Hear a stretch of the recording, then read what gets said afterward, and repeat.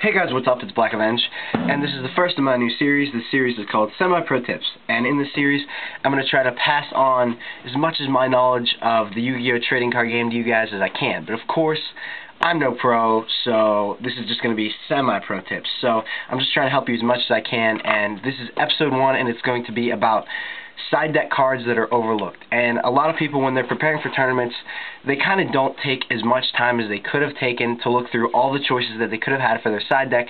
And the side deck can really decide whether you win or lose the round, because you're changing out cards, and like depending on what your opponent has, you can have like the exact card to beat their deck. And I'm just going to show you guys some cards that I think a lot of people overlook. And if you think I missed a couple cards that you think are good inside decks that are really overlooked, just comment below.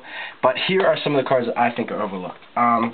Starting out, this card's seeing a lot more play, but first is Nobleman Across Out. Of course, it's seeing more play lately because of Raikou being at 3 in most decks and of the quick draw decks. But yeah, a lot of people don't even bother to side this. Some people even main it, which is actually kind of smart. But I actually spotted this because Durrell started mentioning this card a lot, but it's a very good card to side in any deck. I mean, it's just a solid card. Next, Deck Devastation Virus. I saw some guy at San Jose use this, and this card wrecks a lot of decks because Crush card was the big one a couple formats ago, but not that many people use decks with a ton of beat monsters. Like the X-Saber deck that's running around right now has a ton of monsters that are less than 1,500, and I mean, if you drop this on them, they're gonna take a huge minus if they don't have their big guys on the field already. So it's another really good card. Compulsory. This is like Solemn Warning negates the summon, Solemn Judgment negates the summon, and this just pops it back to their hand. If you're playing Black Wings and you compulse, they don't get to search.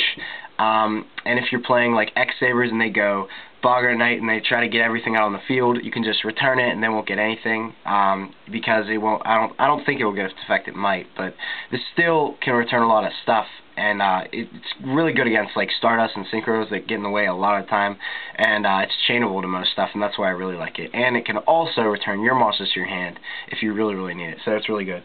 Another one, Summon Limit.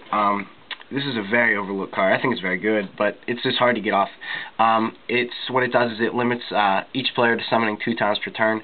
This stops a lot of people from getting off their huge combos of like summoning like 8 monsters a turn. I mean, this can really limit what people can do, especially against those really fast meta decks. And the meta is getting faster and faster with like Reborn and stuff coming out. But a lot of these are trap cards, I know, and trap stuns at 3, but there is a way to handle trap stun. So this next card, Nobleman of Extermination. I've seen this get a little bit more play lately, but this should be ran over MST every single time, I think.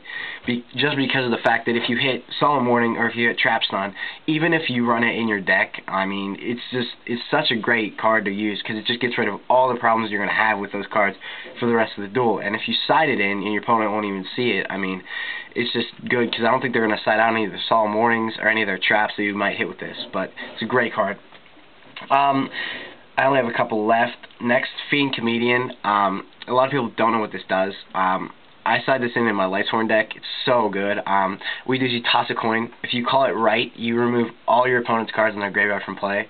It's all their cards. Yeah, all the cards in their graveyard are removed. But if you call it wrong, you have to send cards from top of your deck to graveyard, equal number of monsters in their graveyard. So, like, say they have 10 cards in the graveyard and 5 are monsters, and I activate this, and I call it wrong, I'm sending 5 cards to the top of my deck to graveyard, but in Lightsworn, or even Quick Draw, I would want that, because I can get Dandelion tokens, I can mill Wolf or something, but if I get it right, I can remove everything in the graveyard, so it's a win-win situation pretty much all the time. Yeah, 2 left, Curse Seal, Forbidden Spell. If you're playing Herald, you gotta side this. You gotta side this if you're playing Herald. This won me almost all my games I played against it, because a lot of Herald players don't realize that they have to have Dawn of the Herald and not only Advanced Ritual Art. Some use only Advanced Ritual Art. This also applies to Infernities, because what this does is you dump a spell, and it negates their spell that they activated, and they can't use it for the rest of the duel. So if you hit this on Infernity Launcher, you're gonna win. If you hit this on Advanced Ritual Art or like Dawn of the Herald, you're gonna win because they don't have anything else to do because their deck revolves around that one combo. I mean, Infernities can try to get around it, but it's gonna be very difficult to get the win without your launcher. But I've seen people do it. But once again, this is a very, very good card. And then finally, Chain Disappearance. What it does is when your opponent summons a monster with 1,000 or less attack, it removes all of them from their deck and their not from their hand. Removes all the monsters in the same name in their hand and deck, and then they shuffle their deck. So if you want to hit like, so you can hit what's that guy called? Dark Soul. Yeah, you can hit the Dark Soul with that. You can hit maybe a Raikou with this, a response. Same as like Crossout or something. But this is another good card a lot of people miss because, I mean, people do run weak monsters in their decks, like tuners and stuff.